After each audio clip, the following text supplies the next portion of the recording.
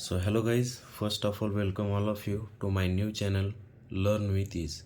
So guys, आज के इस लेक्चर में हम देखने वाले यूरिनरी ब्लैडर। यूरिनरी ब्लैडर के इस लेक्चर में हम देखेंगे the structure of urinary bladder, external features of urinary bladder, relations, interior of urinary bladder, capacity, arterial supply, venous supply, lymphatic drainage, nerve supply and the clinical. So guys, urinary bladder, it is nothing but the muscular reservoir of urine, and it is the temporary reservoir of urine. Whenever the urinary bladder get filled up to the 500 ml of the urine, there is a desire to mixture it by means of which the urine is thrown or voided outside the body through the urethra. Normally, the shape of the empty urinary bladder, it is the tetrahedral, while a filled urinary bladder, it is the ovoid in shape. Therefore, the shape of the urinary bladder, it is not fixed, and it depends upon the amount of urine and the contents and the relative position of the viscera that are in close relation or nearby to the urinary bladder. If we see the location of the urinary bladder, the urinary bladder, it is situated into the lesser pelvis. Now the structure, that is size, shape and the position of urinary bladder. If we see the external features of urinary bladder, it has the apex, the base, neck and the three surfaces, that is superior surface, right inferior lateral surface, left inferior lateral surface, and it has the four borders, the two lateral border, one anterior and one posterior. Now the apex of urinary bladder. The apex of urinary bladder in both sexes, it is faces towards the upper part of the pubic symphysis, and the apex of urinary bladder, it is attached to the umbilicus by means of a ligament called as median umbilical ligament, and is nothing but the remnant of embryonic urachus. And the apex ascends, and this ligament ascends behind the anterior abdominal wall, and it is covered by a fold of peritoneum to form median umbilical fold. In this diagram, here you can clearly see that the apex of urinary bladder, it is facing upwards towards the upper part of pubic symphysis, and this apex of urinary bladder, it is attached to the umbilicus by means of a ligament called as median umbilical ligament, and this median umbilical ligament, it is nothing but the remnant of embryonic urachus. Here in this diagram you can clearly see this is the median umbilical ligament, this median umbilical ligament, and here you can clearly see this median umbilical ligament, it is being covered by a fold of peritoneum. This fold of peritoneum that is covering the median umbilical ligament, it is called as median umbilical fold, and it is this median umbilical ligament, it is ascending upwards. This is the pubic symphysis, this is the urinary bladder, and this is the linea alba.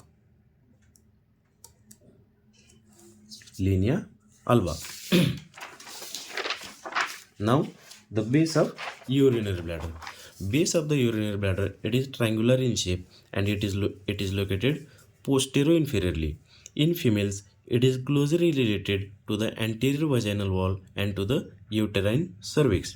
In males, in the upper part, the base is separated from the rectum by means of rectovesical pouch and contains the coils of intestine. The lower part of the urinary bladder, it is related to the seminal vesicle and termination of vas deferens. The triangular area between two ductus deferens, it is separated from the rectum by means of rectovesical fascia of Denonviller.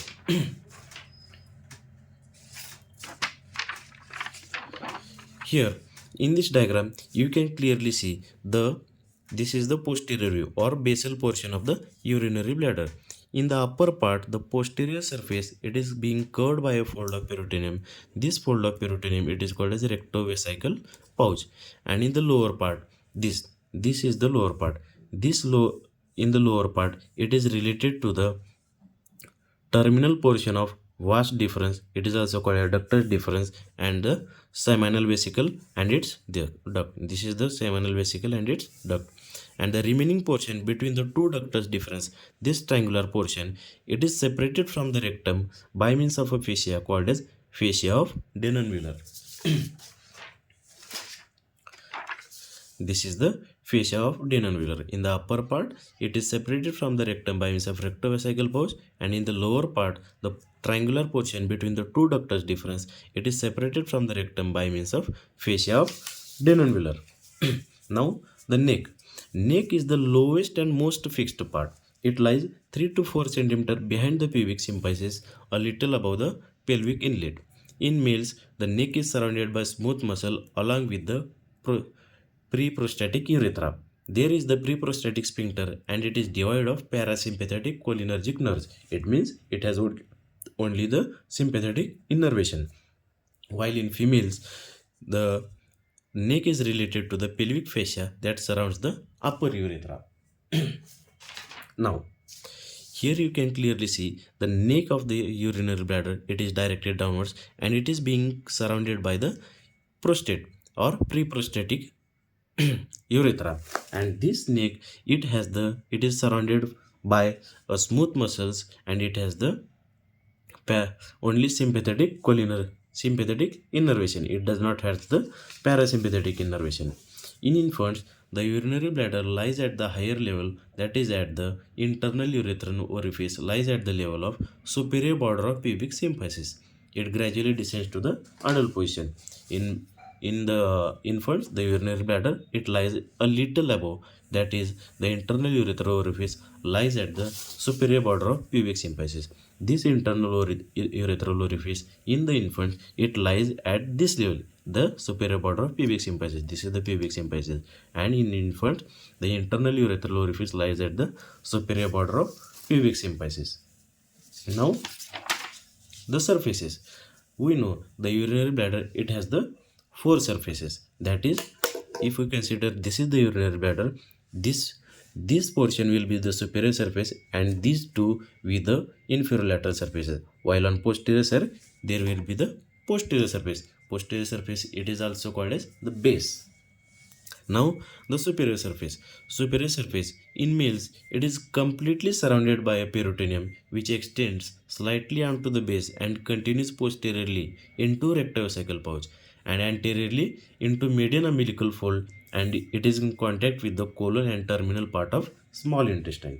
In males, the superior surface, it is completely surrounded by the fold of peritoneum, and this fold of peritoneum also extends posteriorly onto the base to form, and it gets reflected. On getting reflected, it forms a pouch called as rectovesical pouch. While this fold of peritoneum that is covering the superior surface of urinary bladder, it gets reflected anteriorly to form a fold called as medial umbilical fold. Medial umbilical fold, it is nothing but the false ligament of the urinary bladder. In females, the superior surface is largely covered by a peritoneum, which is reflected posteriorly onto the uterus at the level of internal os. It means in females, the superior surface is near about completely covered by a peritoneum, but it is deficient posteriorly. Here you can clearly see the superior surface, it is largely covered by a peritoneum, but it gets reflected a little posteriorly and it forms a rectouterine pouch. This portion of the posterior part of the superior surface, which is in not contact with the which is not covered by a fold of peritoneum, it is in direct contact with the anterior vaginal wall and to the cervix. Now the inferolateral surfaces. These two will be the inferolateral surfaces. Now the inferolateral surfaces, these are devoid of peritoneum. Means inferolateral surfaces, these are not covered by the fold of peritoneum. In males, each surface is related to the pubis bone, puboprostatic ligament, levator ani, and obturator internus. In females, all relations are same except puboprostatic ligaments are replaced by pubovesical ligaments, because in females the prostate gland is absent. Now, the pubis bone, it is attached to the prostate gland by means of a ligament called as puboprostatic ligament. This is the puboprostatic ligament, and puboprostatic ligament, it is derived from the apron of the detrusor muscle. The apron of the detrusor muscle. The anterior surface of urinary bladder, It is separated from the fascia transversalis by the adipose tissue, which is filled in a potential retropubic space, and this space is called a space of ridges. It means the anterior portion of the urinary bladder, it is separated. Here you can see this portion is being separated from the urinary or a fascia transversalis by means of a fat filled space. This filled space is called as retropubic space or the space of ridge. Now, the ligaments of urinary bladder. There are two types of ligaments of urinary bladder. One is true ligaments and other is the false ligaments. True ligaments, these are the ligaments that actually provides the support to the urinary bladder, and these are formed by the condensation of pelvic fascia. There are five types of true ligament. These are lateral true ligament, lateral puboprostatic ligament, medial puboprostatic ligament, median umbilical ligament, and posterior ligament of bladder. While in females, the puboprostatic ligaments, these are replaced by the pubovesical. The puboprostatic ligaments, these are replaced by the pubovesical ligaments. Now, the false ligaments. False ligaments, these are nothing but the peritoneal folds that do not actually support the urinary bladder. These are just the peritoneal folds that are covering the other structures. Example, the median umbilical fold, medial umbilical folds, lateral false ligament, and posterior false ligament. Here, if we see, if we see, this is the fold of peritoneum covering the superior surface. This fold of peritoneum that is covering the median umbilical ligament, it is called as medial umbilical fold, and it is the false ligament of urinary bladder. And along the lateral surface or the inferolateral surfaces, the fold of peritoneum that is covering the obliterated umbilical artery, it forms the medial umbilical fold. Medial umbilical.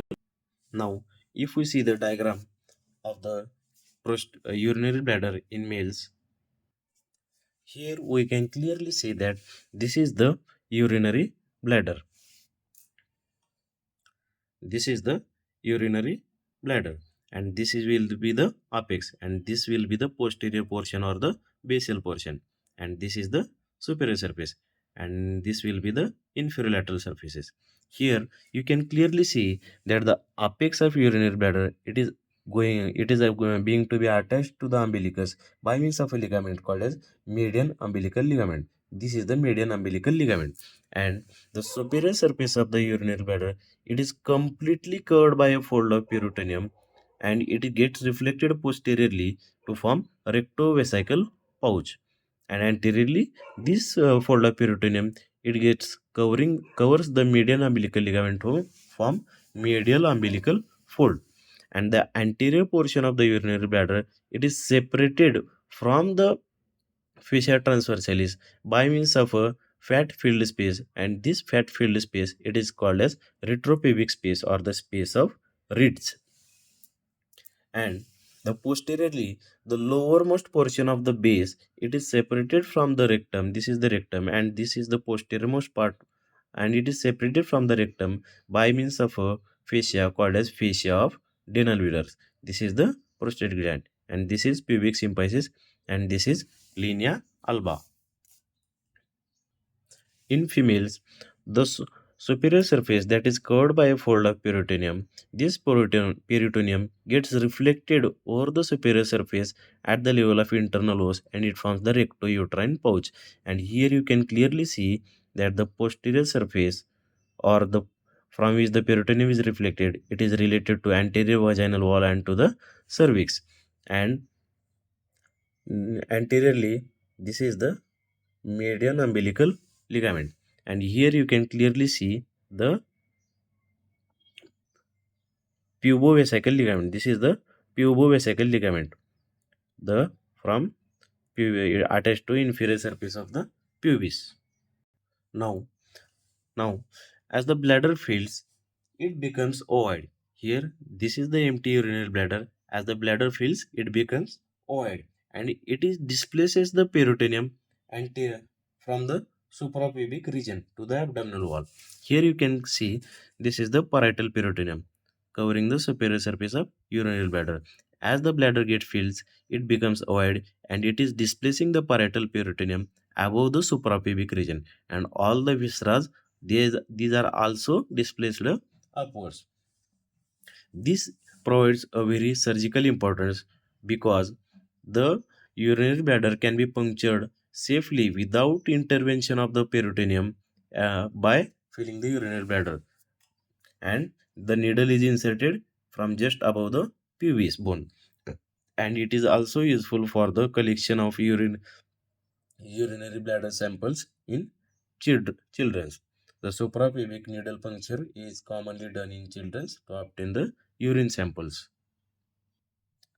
Here in this diagram, you can clearly see that in females, there are pubovesical ligaments, and these pubovesical ligaments these are derived from the fibers of detrusor muscles, while in males, the pubovesical ligaments these are replaced by the puboprostatic ligament. This is the puboprostatic ligament which is attached to the inferior surface of pubis bone, and it is derived from the detrusor apron. Detrusor apron, it is nothing but the detrusor muscle covering the anterior surface of the prostate gland.